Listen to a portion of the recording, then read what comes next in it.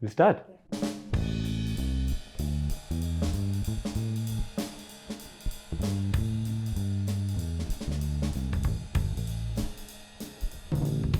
That confidence that the workers and the farmers have in the red flag on economic issues, that degree of confidence we have not been able to generate on social and social oppression issues. It became like one of those match the following exercises, wherein I really couldn't tell apart the lines of, at least CPI-ML, we'll keep it aside for a second. CPI, CPM, I just couldn't tell the line apart. But this reunification talk, right? The CPI always seems to have its door open, and the CPM seems to have a door half open, closed. Right now, between the CPI and us, on most of the positions, there's a commonality. But then, the flippant response to that would be that the communists sit across in these coffee houses and they're discussing theory while the country is burning. That's what I don't want to do. Unification does not come with a golden handshake from the top by the leadership. It has to be built from below. When it comes to Ukraine, your position, the CPI's position is fairly similar.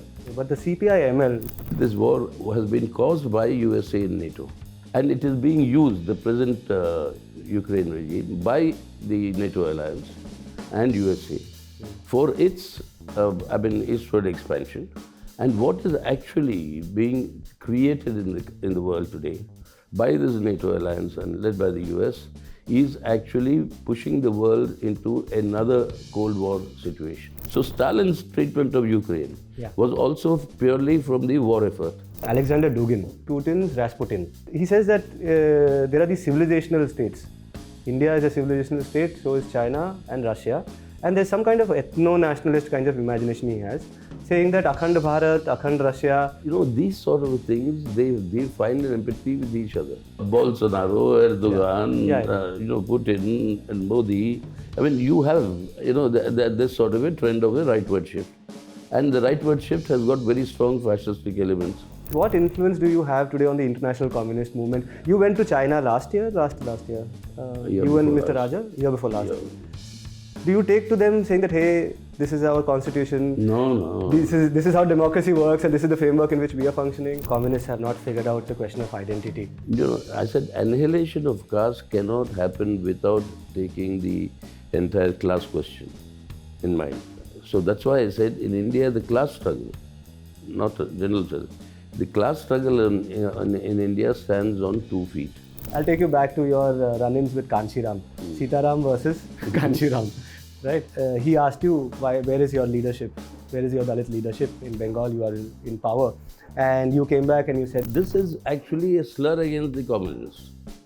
That you are anti-Dalit, anti-this thing, you're not conscious of this, etc. In fact, the slogan of laal-neel was a slogan that but there is no Neel in any of your alliances, no sir? I mean, why don't your tribe understand the actual reality? Tribe means a journalist. The most influential ism in the country today appears to be Hindutva.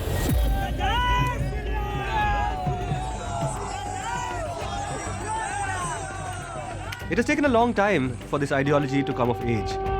But what happened to the other ideological movements that began in the early 20th century? The RSS will turn 100 years old next year, but so will the Communist Party of India.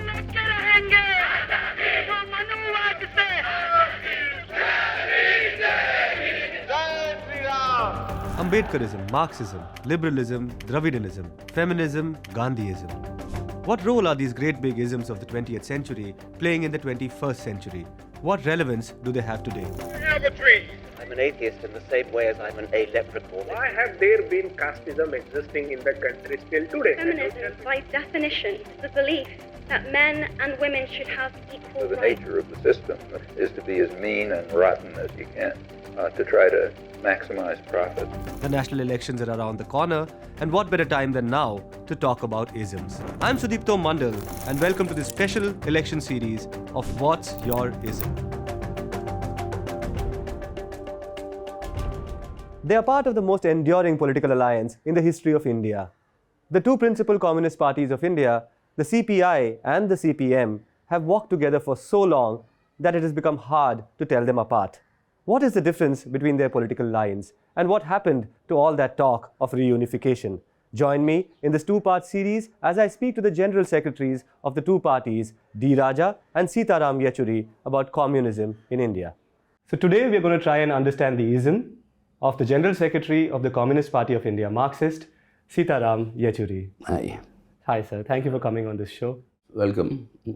Sir, the thing is, I'm not going to talk to you about seat sharing, what's your equation with Rahul Gandhi, what's happening in these elections.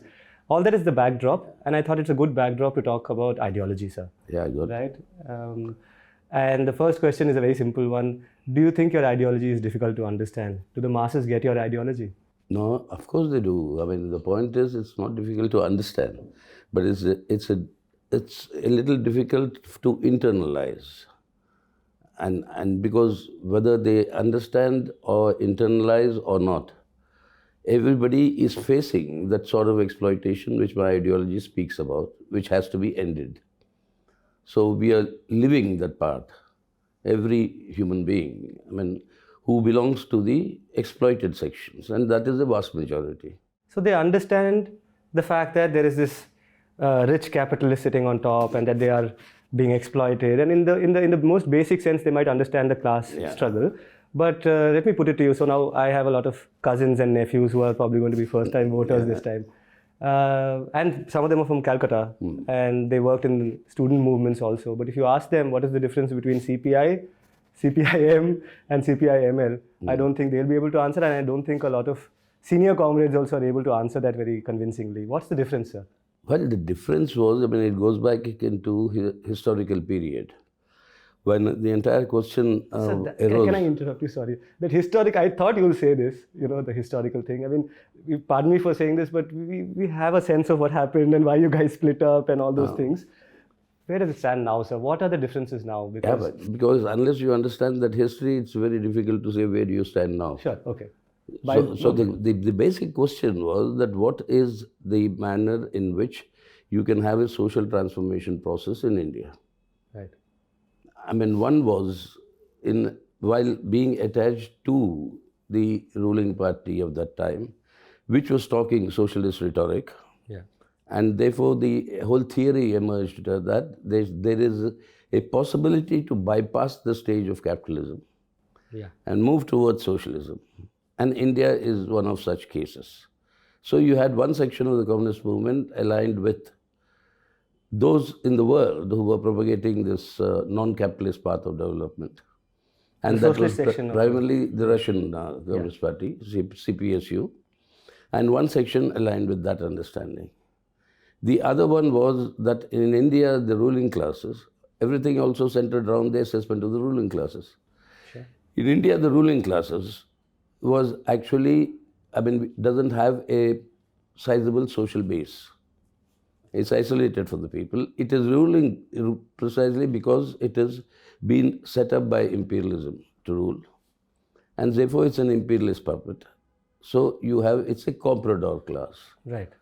So one section thought it was a progressive class. One said it was a comprador. Comprador. Comprador means it is somebody who's actually subservient to imperialist interests. Collaborators? Collaboration, it's worse than collaboration. Collaboration is, you can collaborate on equal terms. Right.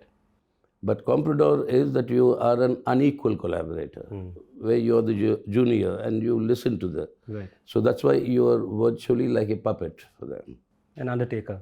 Well, not in the physical sense of an undertaker, but in a sense that's right. And the third section said that no, the Indian ruling classes has a sizable social following, and unless we are able to weed away that social following towards the revolutionary movement, you cannot really advance. Right. So the first category of a progressive bourgeoisie, that became the CPI. The third category of a comprador or say subservient bourgeoisie, which had no social base, so it's very easy to overthrow them. All that is required is to arm the people. Right.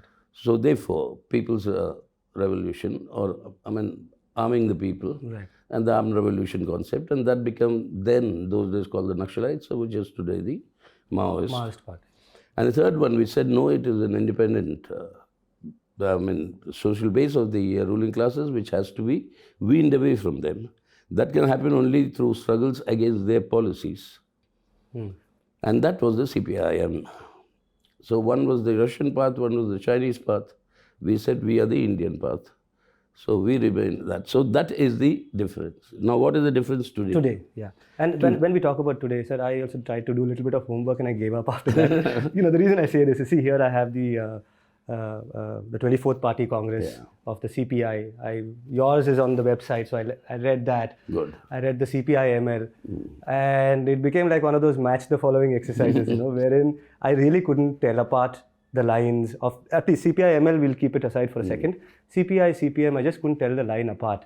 And why do you think that is? And while you're answering that, sir, I will still push you once again, but this reunification talk, right? The CPI always seems to have its door open, and the CPM seems to have a door half open, closed. What is this reunification thing? And please tell me about that. I'll come to that. But right now, between the CPI and us, on most of the positions, there's a commonality of approach. But then on some tactical issues, there will be differences. That's only natural.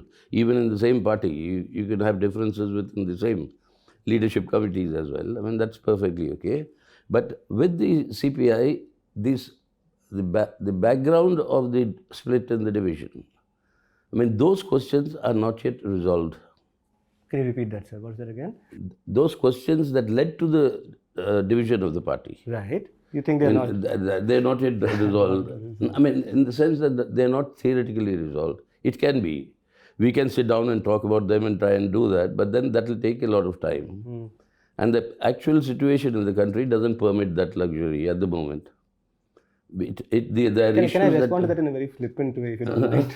See, the flippant response to that would be that the communists sit across in these coffee houses and they're discussing theory while the country is burning. That's what I don't want to do. Okay. That's what I'm saying. Okay. There's no point in going through that sort of an exercise. Right. But the point is, on many of the practical issues, tactical issues, there's a commonality. With the question of unification that you talked of. Unification does not come with a golden handshake from the top by the leadership. It has to be built from below. We have seen such process of unifications from the top and how they crumble like a house of cards. Right. Nepal is the classic example. Nepal, of course. All of them united, the three of them again. Yeah, three again factions. exactly. Similar. In South Asia, I mean, you almost had the similar, what you call, divisions like you had in India. Right. So they all sat down together, shook their hands and said, we're a unified party now. Right. But it didn't work down below. Now they are again separated into three fractions. Now that will lead to more damage to the United Movement than good. So what is required is to build up that unity from below and not try and formally unite from the top. Which means the mass organizations, AITUC, CITU, all of these. So let this, and that is happening at the lower level. Is it happening? Because, okay, I'll just speak from my reporting experience. So I told you I was working in Mangalore, and there the BD unions are your backbone, at least were BD unions and your tile unions. Yeah. In the negotiations, AITUC, CITU are constantly at each other's throat, and they're, 19-20 ka farak kind of in line, saying PF should be how much, gratuity should be. That is the how do you? Unless you resolve all these issues at the ground level, no unification, proper unification is possible. Then why does the CPI... So these unions, in trade unions, for example, you have your student organization, women's organizations, you have your Kisan organizations. So unless they start working together and resolve their issues, that is what is happening. In many places, whether it's succeeding or not, like you said, the example that you've given, that is not the point. The point is the effort being made. Then it will succeed over a period of time. So that is the process through which any unification is possible. And that effort is happening, you think? But in practical purposes, from the top, we are moving unitedly. I mean, not only we, along with the rest of the left parties. The five of them, and that is at the level of political responses to what is happening, our discussions with the other parties, on issues like that. Yeah. On that there is commonality. So this is the process of unification that will take a little time, but that will be much more stable and permanent rather than having a handshake, golden handshake sort of a thing.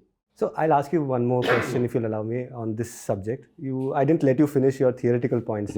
Okay, is there a simple way of telling us what the theoretical differences between the CPI's line and the CPM's line, in a simple way, for my nephews and cousins? No. Yes. Now, theoretically, the question is of an assessment of the class character of the ruling party. Who is the ruling party in India? Right, right. We say that this is a bourgeois landlord, that is the capitalist and the landed vested interests. They are in alliance led by the big corporates or the big capitalists. Right. So the leadership of the ruling classes is the big corporates, big capitalist class. Your big, your big five. I mean, everybody understands who they are. Name them. Every time, one more chance for you to name them. Earlier it was Tatas and Birlas and people like that. Now it's Adanis and Ambanis. They are leading this combination. Right. Now, and the landlord class, how do you identify it? Yeah, the landlord class are those who actually even today, own huge amounts of land in whichever form. They bypass the abolition of zamindari, laws, and still retain a huge amount of land. Right. There are landlord class sections. There's a rich peasantry, there's a middle peasantry, and then of course there's the poor peasantry and marginal farmers, which is the bulk. So these are the classes within within rural India. Right. Now the question is that while the CPI still continues to remain that this is essentially a bourgeois state, that is in the sense it is the capitalist state, okay. which may be cooperating this thing with the landlords, but they don't accept landlords are actually an integral part of the state. Oh, okay. Okay. So, but this is also over a period of time that's also changing with them, as well as this understanding. That's why I said it will take a matter of time before these discussions will come up. Okay. So in practical terms, what does it mean? It means that any of policies which are aimed at consolidating their class interest, which essentially means actually intensifying exploitation of the exploited sections. If you want to consolidate the other end, you have to intensify exploitation at this end. Right. So those issues you will have to mount much bigger and stronger united struggles.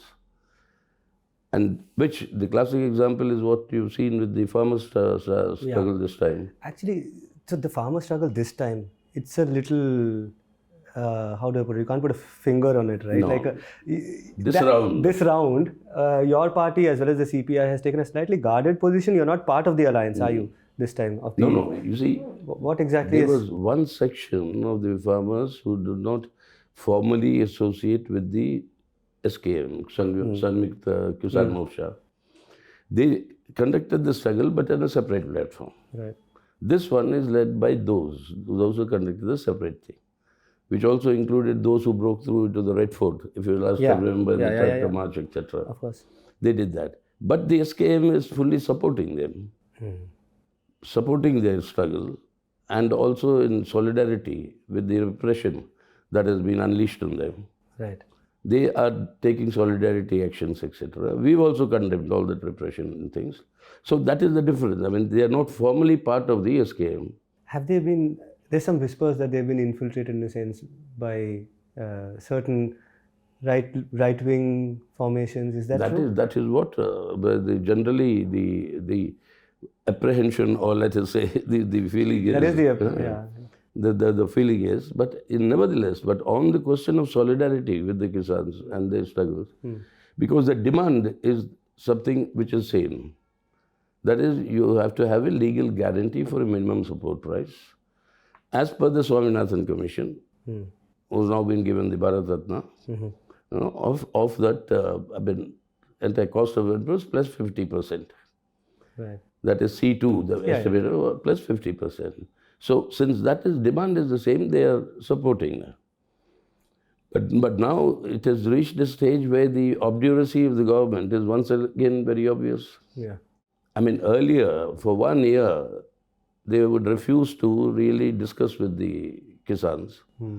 they had number of meetings where Kisans were called to Vigyan Bhavan to have their meeting. And in fact, the Kisan leadership did not even eat the food they provided, the government. Yeah. So They were a lot more militant Yeah, on that yeah. occasion. Yeah. but entirely peaceful again, without doing anything else. But this time around, on 3 occasions, I think, at least 2 occasions, 3 ministers flew down to Chandigarh to talk to these people.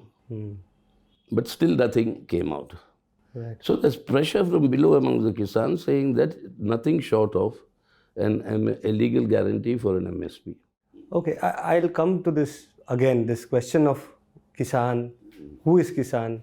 You used 3-4 terms to describe different sections of the agricultural class. You said landlords, peasantry, medium landholders and all that. We'll come to that part. But when you broke down your solidarity or the extension of your support on the basis of there are some economic realities, there are some demands on that basis, we support it to that extent. Do you feel that I've seen this happening over and over again with the left, where they extend this kind of solidarity to labor issues, and that body of laborers or the union that is agitating may be progressive in terms of their demand on the economic front, but they also happen to be a little culturally woozy or a little difficult to define, more often than not little right-wing, maybe little Sanghi. And that part is somehow, come to define many of your union activities, right? Which is that you are working with, let's say, even the case of Mangalore again, my experience of reporting on unions is from there. So the same person who's coming for a protest demanding PF and gratuity, part of a C2 or a AI2C protest, is also doing Jai Shri Ram somewhere, okay? Because that cultural education hasn't happened. Do you think that's a failure? No, it's not. I mean, it is definitely a shortcoming. I mean, that's why the general adage goes that for struggles is the red flag. For voting, it's some other color. The flag is of a different color. So that confidence that the workers and the farmers have in the red flag on economic issues, that degree of confidence we have not been able to generate on social and social oppression issues. That's a candid admission. Okay. Yeah. So that is the shortcoming. It is a shortcoming. That is definitely what has to be overcome, and we are working towards that. But in this agitation, you will find it's for the first time that the entire cross-section of the agricultural workers, and from agricultural workers to the rich peasantry, they all came together in opposition to these farm laws, supported by the trade unions. That is a very significant part of it. And trade unions supporting, the Kisan supporting the trade union struggles. So this solidarity is a new feature and a very important feature. Okay, noted. Okay. Sir, yours is a party, or you're part of a movement which has always had a very strong opinion on international affairs, right? And I was, like I said, I did some homework, read your party congress documents in Kannur. Now, there were many parties who turned up over there, and I found that most of them, like I said, right, they were saying similar things. Now, when it comes to Ukraine, your position, the CPI's position is fairly similar. NATO, America, this entire build-up on the borders of Russia, troops massing over there, in response to which Russia goes to war. Okay, but the CPI-ML, now this is Dipankar Bhattacharya of the CPI-ML. I'll read out his statement, and then you can tell me how you differ with this. So he says, as you assemble for the 23rd Congress in the shadow of a prolonged pandemic, we are witnessing yet another war in Europe. Putin has declared independent Ukraine a mistake of Lenin and is threatening to undo it by bombing the second largest former Soviet republics out of existence. The war on Ukraine has been on for more than a month now and has already killed thousands of civilians and forced millions to flee for safety. India has the largest number of foreign students studying in Ukraine, and yet the Modi government did precious little by way of diplomatic initiatives to stop the war or logistical arrangements to ensure speedy, safe evacuation of students stuck in Ukraine. Just as Modi's India has betrayed the Palestinian cause in the face of intensified Israeli aggression, it now effectively supports Putin's invasion of Ukraine. The victorious revolution of 1917 had not only snapped the imperialist chain at its weakest link and freed Russia from the shackles of the Tsarist autocracy, it had also ended toxic domination of the great Russian chauvinism to turn the prison of nationalities into a multinational socialist confederation. Geopolitical factors apart, the current war is essentially an attempt to destroy that Leninist legacy. We Indian communists cherish the revolutionary legacy of Lenin and raise our voice for peace and justice, rejecting Putin's war and the US-NATO expansionist design in Europe. What do you think? Well, there is a difference in perception of that entire reality. That the war was caused by Putin, according to what you read out to me. This is Dipankar, not me. This is Dipankar Bhattacharya, CPI-ML General Secretary. I know that. Yeah. I know that. I mean, the war is caused by Putin. Whereas our assessment and understanding, which is also the CPI's assessment and understanding, is this war has been caused by USA and NATO. And this was the entire, the betrayal, I mean, which is only expected. By way of provocation, you mean? Huh? I saw your documents, by way of provocation. I'm just coming to it. I mean, betrayal, which is only natural, expected from them, of saying that they will not move east of Berlin. When the Cold War ended, when the Berlin Wall fell, the NATO will not move eastward. But it's now gone all over the place, except in Ukraine and maybe Georgia, I think. I don't know if it's formally joined or not yet. Except for these two former Soviet republics, except for these two, you had all the others being grabbed by NATO. So the NATO alliance is on the doorstep of Russia. And you virtually not only provoked but threatened Russia through this NATO thing, etc. So what we have said is that this war must end immediately. When immediately, at the same time, the NATO alliance should move back to where they promised that they would be.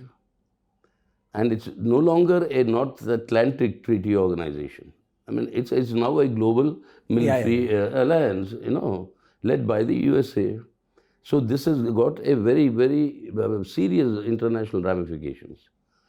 It's a global military alliance which can intervene like it did in Afghanistan, like it did with various parts of the Middle East, and like it's doing now with in various countries of Middle, like Syria, like in Iran, on the ongoing genocidal assault of Israel against the Palestinians. And so, I'm just letting you list out the evil things that NATO and US have done. I mean, it's known, but you have a right to talk about it. You should also. Okay. I mean, it's not really known. I mean, it's no, come on. No. We know, but anyway, you should talk about it. Yeah. And you see, so that is the actual provocation. Right. NATO, I mean, Ukraine is only the theater of this war. Unfortunately, it is the theater of this war. And it is being used, the present Ukraine regime, by the NATO alliance and USA for its, eastward expansion. And what is actually being created in the world today by this NATO alliance and led by the US is actually pushing the world into another Cold War situation. Sure. The confrontation with China and this Ukraine war, I mean, all this is pushing the world towards a new Cold War situation, which is our problem. Okay, this is pushing the world towards Cold War, but it seems to be stretching left ideologues also at their seams. The reason I say this is because I was telling you, right, I had Kavita Krishnan. She quit the party on the question of how not just the CPI-ML but the larger left in India deals with questions of Russia, China, Okay. So she said one thing, which is a provocation I'll offer to you also, and you can respond saying, so she said Ukraine is a former colony of the USSR. You see, when the USSR was formed, remember, the USSR was formed in 1922. The Russian Revolution triumphed in 1917. After 5 years, each one of these, Eastern European countries, were given the offer of being part of the Confederation. Part of the Confederation, and therefore it became the USSR. So when that happened, remember, Lenin himself gave when the draft constitution was there, it said each one of these nationalities, Ukraine, Belarusian, Georgian, etc., they are part of this federation, but with even the right to secede in the case, self-determination of nationalities. So there is Lenin's legacy, and Kavita talked about Stalin's legacy. Yeah, again, Stalin's legacy is again what? Which context? You had the war buildup. The first ones to have noticed was that the war is directed by Hitler then. Primary target is the destruction of socialist, USSR. Yeah. And that was the principal target. Sure.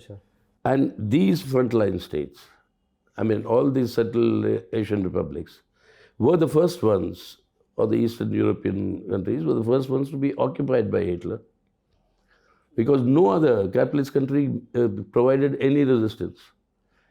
Hitler occupies Paris without firing a shot. Yeah, exactly. He occupies Vienna and virtually takes it over. And he converts Prague into virtually his capital. That's why you walk through Prague even today, it's like a museum city. Because no buildings were destroyed. Right. All the medieval structures are still there in Prague today, standing. So they did not resist. The resistance he was thinking will come only from Soviet Union, and which is what was the final reality. It was the red flag that flew on top of the Reichstag when Hitler war ended. So at that stage, these frontline states, and mainly Ukraine, if you look at their passage, even today, one of the things that rankles the Russians and Putin is actually that the entry of Nazi army is through Ukraine. Right. Napoleon is through Ukraine. So that is the part that they are very sensitive to allow that to be controlled by potential adversaries or enemies. So there's that historical background. So Stalin's treatment of Ukraine was also purely from the war effort. Okay. And they couldn't stop them there. They couldn't stop them till they entered, till Stalingrad they could go, or Volgograd today. Till that is when the battle turned. So again, like if you go into history, then obviously it's obviously you're no, you have to. Yeah, Of course, no, definitely. Yeah. But so if you bring it to the present context, and that's important also because Kavita pointed me to one particular character called Alexander Dugin. He's supposed to be Putin's Rasputin. He's a columnist, has a chair in university, a big university in Russia. He has a chair in a Chinese university also. He's supposed to be the mind of Putin. Now while he talks about multipolarity and all that, which has been the line of the left for a long time, right? There should be a multipolar world. But he says it in a very perverted way. He says that there are these civilizational states. India is a civilizational state, so is China and Russia. And there's some kind of ethno-nationalist kind of imagination he has, saying that Akhand Bharat, Akhand Russia, and this is not some random thing. He's not a random person, and he's not written all this in some random publication, some right rag. In seminar, he wrote this article where he says these things, where he says that if India respects Russia's larger ambitions, Russia can respect India's larger, ambitions and things like that. Do you see in today's time that there's a growing alliance over there between right over there and right in India? You see, there's always an alliance between all reactionary elements in the world. Whether stated or not stated, public or not public, there's always an empathy between themselves. The great Russian Empire, Catherine the Great, for instance, said that Russia can defend its borders only by expanding it. Exactly. I think that's what Deepankar is saying when he says Russian chauvinism. So the question is back to Russian imperial chauvinism or whatever that is, or India's Akhand Bharat, or these sort of things, they find an empathy with each other. Right. Whether it's stated public policy or not of that particular state at the time. So that's not a big issue. That is to be understood. That those people will support each other, such elements. Right. And that is true in any of these other countries as well. What do you see in the world today? There's a very sharp noticeable rightward political shift. Do you see that in Russia? Do you see that That's Putin's motivations also- might be coming from there? It's a global phenomenon, including India. India to hai here. हाँ. Bolsonaro, Erdogan, Yeah. Putin and Modi. I mean, you have, this sort of a trend of a rightward shift. And the rightward shift has got very strong fascistic elements and a direction. So they will find empathy with each other. That is why today Modi is also able to build up this sort of an alliance of these right-wing forces, including the shift to the right in the US itself. So isn't that a realignment of the old order? So there are right-wing Americans doing business with right-wing Russians, doing business with supposedly, I don't know if it is true, but right-wing Chinese and with Indians. Isn't this something that merits a comment from you, your party? Because I don't see any of that in the document. No, we have it. In our party Congress resolution, you will find. Putin is mentioned.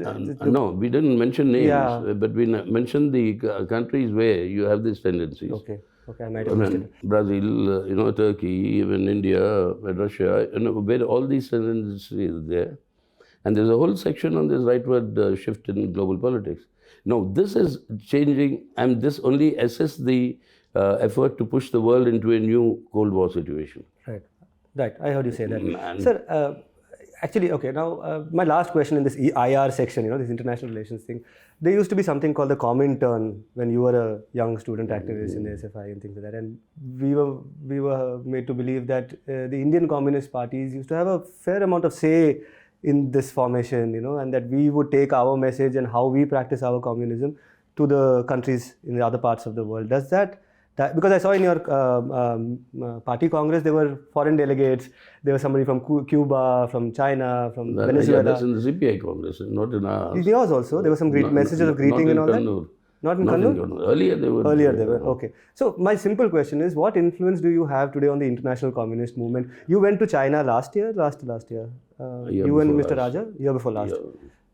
Do you take to them saying that, hey, this is our constitution? No. This is how democracy works, and this is the framework in which we are functioning. You see, all said and done about Stalin, whatever people may have their opinion. No, Stalin China. No, I'll tell you why I'm saying. Once the Second World War ended and fascism was defeated, after that, and the Chinese Revolution triumphed, along with the North Korean and Vietnam and things all that going on. At that point of time, Comintern was shut down. It was shut down because it was felt that there is no real world center of revolution. Yeah. And therefore, it was Stalin who took that initiative, saying that you cannot have a world center directing each country, how it should be done. Every country has equal status, independent, and they will have to follow through. Whatever assistance they may ask, that as Communist International, we shall be providing them. Right. But there is no platform or a forum like it used to exist pre-Second World War. So now where does the conversation happen? Is there give and take? Are there discussions about Yeah, lines? there are individual contacts with the communist parties. Right. Like we have our relations with all the communist parties, most of the communist parties in the world. They have relations with most of the others in the world. So once a year, there is a gathering of representatives of these communist parties. That is called the International Workers and Communist Parties Conference. They meet once a year, exchange opinions, and work out some actions of solidarity, common actions of solidarity. So that is taking place, that cooperation. But beyond that, there's no world center of a revolution that exists.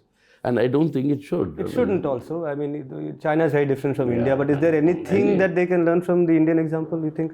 They want to, they have always... Can a Chinese communist learn anything from an Indian communist? Or when you go to China? Well, they are very, when we go, because when we used to go, of late it's not been happening, there used to be a regular exchange of delegations. Right.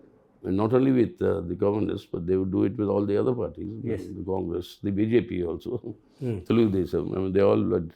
So they were very keen, and I think they still are, on how in a capitalist society, how do we manage to win elections in the states, communists, and form governments?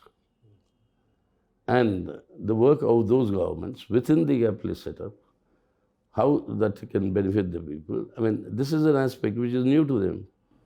Completely novel, not only to them, to the Russians, to everybody. Right, right. That in a capitalist country, through elections, communists winning and forming governments, that is something they want to understand, I think, deeper, how this is possible, what are the meanings of it, etc. So that's one area they were always interested in. Okay, interesting.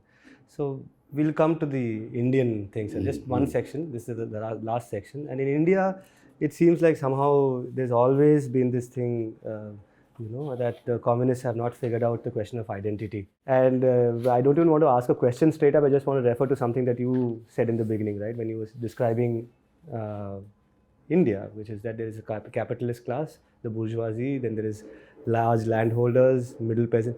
Now, one may ask, why don't you just say that, there's a Brahmin Banya coalition on top, which is the capitalist. There is a, coalition of intermediary communities who are in charge of land, who are the large landholders in the rural area. In each state, when you talk about the realities being different in different communist countries, there's a lot of difference between different states in India. So somewhere the Reddy is the landlord, somewhere the Gowda is the landlord. But invariably the landless is either a Dalit or an Adivasi, depending on which community it is. Somewhere it may be an Arundadiyar, somewhere it may be a Mala. These nomenclatures, do you think that you should have... You see, the danger of using this nomenclature, number one, I mean, we shouldn't, because our understanding... Does that make you a little inaccessible, you think, when everybody's talking that language and you don't, and you're seeking to create this working class revolution, the working class doesn't understand these terminologies? No, why not? They do. In fact, everybody else who's talking that language also understands. Right. The contradictions that are coming through. Why is the demand for a caste census coming from those very sections? Why do they want that existing reality to be fully known? I mean, so therefore, these contradictions, and this has to be understood in a larger context. You see, there's not an issue of caste versus class in India. Caste stratification pre-exists capitalism. That it predates, capitalism. Right. So when capitalist development began in India, it began in a society that was already stratified under the caste hierarchies. So it's a class-caste overlap. Or as you put it, I've got a section where you have been asked this question, and I'm sure you've been asked this question many times. It's one of those things. So you say in an interview to The Hindu, this was 2016, Rohit Vemula had happened, Ambedkar had turned 125 and all of that. So you say there's a cultural identity issue with Dalits. It's a welcome thing, a literature of culture of rebellion against social oppression. But the problem of social oppression cannot be solved only by advancing identity issues. It can be solved primarily by economic empowerment, and along with that, identity issues will also be important. So the solution to the problem of oppression is not an identity issue. For us, it is a class issue. Okay, and then I'll read out a section, one small little section from an article Mr. Raja wrote, same 2015-16. He says about Ambedkar. He's talking. Both of you have been talking about left Ambedkar at Unity, Lal Salam, Neel Salam, all of that. So in that thing, he's also writing about this only, and he says Ambedkar opened a debate between caste and class in the Indian context, which is significant even today. His vision for India's freedom is most revolutionary because it calls for the annihilation of caste, which is more fundamental than economic socialism. There's a slight difference, no, over here. What do you say about that? I mean, I said annihilation of caste cannot happen without taking the entire class question in mind. So that's why I said in India the class struggle, not a general struggle.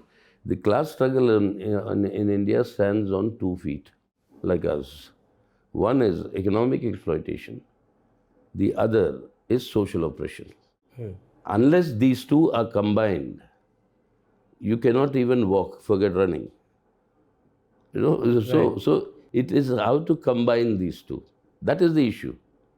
That is why today, you see, for example, when Ambedkar gave this constitution, along with, I headed the drafting committee which drew up this constitution, And when he presented this constitution, he talked about all the entitlements of the Indian people. I mean, you see, what is liberty, equality, fraternity, along with that, justice. A very important element of your constitution, which is economic, social, and political.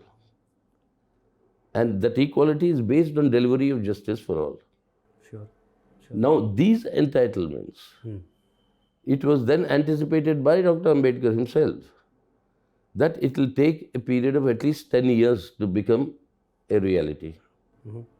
Till then, the socially oppressed must be assisted, and therefore reservations for a period of 10 years. Why did that 10-year period come for reservations? Right. Which had to be extendable. So what did this assume? That you would, number one, provide all the people equality with these entitlements. Number two, you will economically empower the disempowered today, which are mainly the socially oppressed whatever sections, like the Dalits and the Adivasis and those sections.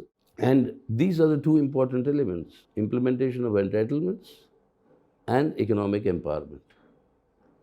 Unless you do these two, annihilation of caste is not possible. That's Ambedkar's own thinking.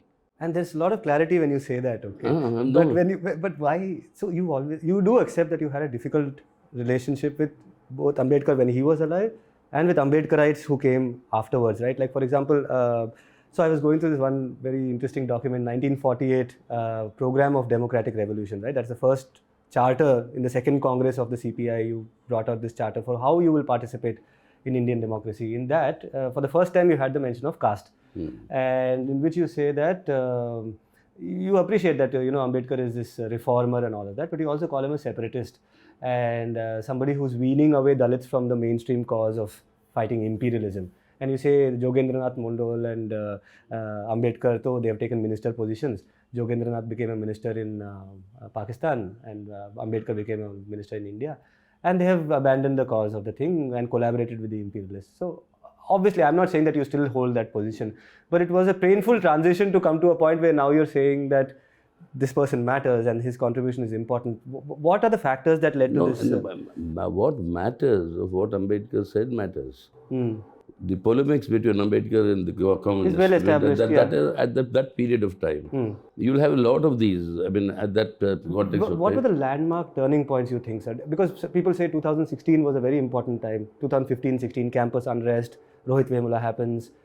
Your leaders are collaborating with Ambedkarite leaders on together on the streets and all of that. Do you think that was a watershed moment where there was a greater awakening about caste issues, about Ambedkar in the communist movement? The caste issues, awareness and everything. Caste issues, chhod dijiye, but Ambedkar as an icon and things like that, this iconography. It was much before that also. Jyotiba Phule and Savitri Phule were part of, you go to any of our offices, you'll find their photographs also. So Ambedkar, etc. But then the difference was what? Our whole point was, as communists, I can argue for ourselves, that in spite of such giants like Phule, like Ambedkar, like Periyar, like many other Congress Dalit leaders who became a national stature, like Jagjeevan Ram, who've written also a lot. Despite all such big leaders who could mobilize, let's say, lakhs of people, they call to and rouse them. Why is the status of the Dalits and the backwards what it is today? 7 decades have passed. And every 10 years we have to go on. Exactly. Because the economic entitlement and economic empowerment has not been given. Okay. Can I take you on that a little bit? Okay. That's the point. I do believe that if you read Ambedkar's writings also, there's a lot of focus. Like his first party was the Independent Labour Party. And people focus a lot on his disagreements with Dange. But I found evidence that, till the end, he was actually representing Dange in court, defending him as a lawyer and all that. So there is this Tana-Bana relationship over there. But in spite of it, there's been a very torrid, lacking in trust kind of relationship between Ambedkarites and Marxists and CPM and, all these things. And I'll if you don't mind me, if it doesn't make you uncomfortable, I'll take you back to your run-ins with Kanshiram. Sitaram versus Kanshiram, right? Kanshiram versus Sitaram. And he asked you, where is your leadership? Where is your Dalit leadership? In Bengal, you are in power. And you came back and you said this is a quote that you retracted, but then it came back in circulation. I'll read it out, okay? Don't mind it. Okay. I remember so you that. say, Kanti Vishwas was the education minister for many years in West Bengal. I had no idea he was a Dalit. We used to travel all across the country in the same coupe. I did not know he was a Dalit till Kanshiram asked this. The point was these things were never part of our consciousness. Unfortunately, instead of raising the country's level to mine, you might regret this, no? Instead of raising the country's level to mine, where I, a Brahmin, did not even know I am in the same carriage as a Dalit, we had to stoop down to the level of Kanshiram. We are doing it now. No, that is the part that was wrongly quoted. Wrongly quoted, okay. That I explained also. Okay, I'll give you a second to explain. Yeah. I'll just finish off one reaction. So, obviously, the reference is to your identity. So, S. Anand, another Brahmin, he runs the Navayana book of, the publishing house. He says, a Brahmin finds it convenient to act caste blind. For the seemingly radical or liberal secular Brahmin, caste is at best seen as an issue that is vested in others, the non-Brahmins and the other lowly creatures. What about caste that resides and originates within himself? This liberal Brahmin has to be in denial. No, this is the entire casteist attack that comes in. No, if you're caste, I removed my holy thread when I was in college. So what do we denial or denouncing of the caste? Right. So what the point that was being made there was that this sort of a disinformation campaign, that there are no Dalits in West Bengal cabinet. When we found out in the country, all the state governments, the highest proportion of Dalits and Adivasis were in the left governments. Whether it's there or whether in Kerala, it's always in the left governments. And say this is actually a slur against the communists. That you're anti-Dalit, anti-this thing, you're not conscious of this, etc. My point is, what does annihilation of caste mean? That you should be conscious of your caste. Right. And that is what we want, the genuine annihilation of caste. It's not that I should be conscious of my caste and I should be conscious of your caste. Right. Annihilation, that is exactly what Ambedkar talked of. And when you want to talk about this, remember, the Congress party in those days did not send Ambedkar to the Constituent Assembly from Maharashtra, Bombay presidency then. He had to go to Bengal. It comes from the Bengal presidency. And who was the dominant force in Bengal? No, but who supported him and who nominated him? It was the Muslim League and the Namu. In the assembly, no? The assembly elected him. Yes. The assembly elected to send him there. So there were 6 Namushudro legislators. I'm from no, I'm from Muslim League. The Muslim League was part of the Bengal Assembly. Okay. They were in fact the larger group in the Bengal Assembly. Right. So this sort of, trying to build up an anti-communist campaign, is not even in the interest of annihilation of caste effort. But is there a campaign within the communists to find common ground with people under the blue flag, you think? Is that an effort that requires No, more we serious did. In effort? fact, the slogan of laal-neel was a slogan that But I there is had no given. Neel in any of your alliances, no, sir. You've not made any great alliance with any Neel party, any Neel leader. Where is the Neel party? Where is the Neel party? We want the Neel party to come with us. Where is it? Where is the BSP? We have made all the appeals to us. The BSP decided not to align with anybody. Prakash Ambedkar. Prakash Ambedkar is there with the MBA in Maharashtra. Yeah. You've been working with him off and on. Chandrasekhar is there with the Samajwadi Congress Alliance in UP. VCK is also there. Yeah, VCK is part of that whole thing in Tamil Nadu. Yes. So all over the place, wherever they have these alliances. we We have this understanding in alliance with them. And in Jai Bhim, Lal Salam. Lal Salam, Jai Bhim was a slogan that the communists coined. But then they said it's appropriation and all of that. Saying that you're appropriating without actually imbibing. What? I mean, why can't it be the other way around? That you're If you're imbibing. going to just make a charge, why can't we say that the Dalit movement is like, appropriating the left slogans? Right. It's not a question of, changing and trading charges, etc. What is in the interest of caste oppression? Right. How do you annihilate caste?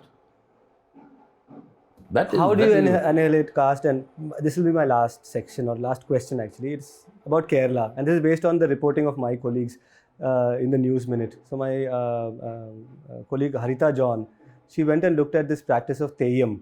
Now, both communists and people who are anti-caste hold Theyyam up as this example of what it means to be, let's even say religious, but not necessarily sectarian, not necessarily regressive, because Theyyam is supposed to be a progressive, non-Brahmin, non-Vedic kind of a practice.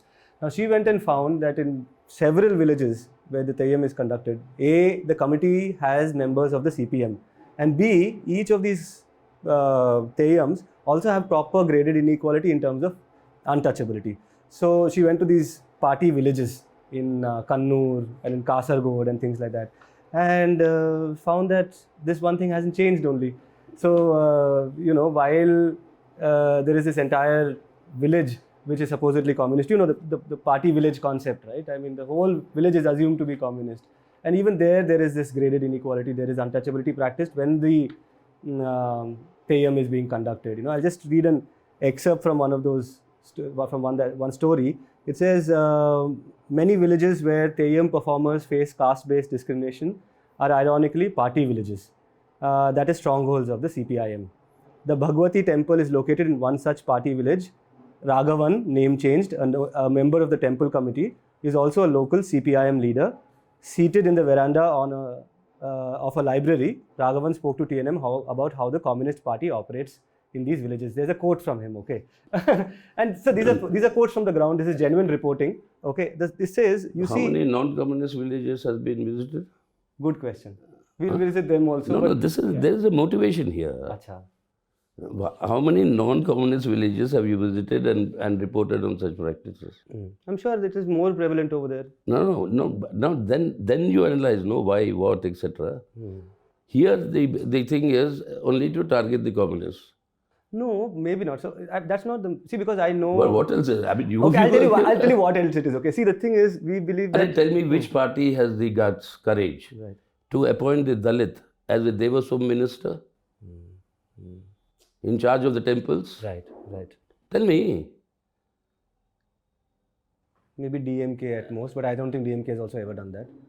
Just your part. So Radhakrishnan, who's a Dalit, is the Devaswam minister in Kerala. So, who has that courage to do it today? Proportionality. So, you're basically saying that... No, therefore, the point is, if you want to target and motivate then fine. Then we'll meet you at that ground. No. But if you want the overall, total reality... No, I suppose what is the attempt over here is that, see, the thing is, jo gaye guzre to gaye guzre. The right wing you can't really comment on. And you really want to hold progressive parties and movements such as yours to slightly higher standards, perhaps. That's where it's coming from. It's not coming from a sense of... And then why don't your tribe understand the actual reality? Tribe means a journalist. Okay. Understand the actual reality. CPM was never part of any temple committees. But when they started being taken over by the RSS, we said we need to stop it. That is when we entered. That reality is never mentioned. So that's an important point. But why is it not mentioned? Now you have. No, I have. But all those reports, why? Thank you. We stand corrected then. No, that is the point. That is what I mean when I say that these are motivated things which have a certain target. Such reports, you'll have to, we take it also. So we take it not with a pinch, but a gunny bag of salt. Gunny bag of salt. Okay.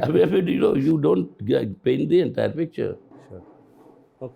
Fair enough. So that needs to be corrected. So if you want to annihilate caste, if you want to end caste oppression, it's not a question of calling each other names. In the actual struggle, where do you stand? Are you there for the economic empowerment of these sections? Are you there for the implementation of the entitlements that the Constitution guarantees? And then you argue, saying that where is the weakness in that movement? Right.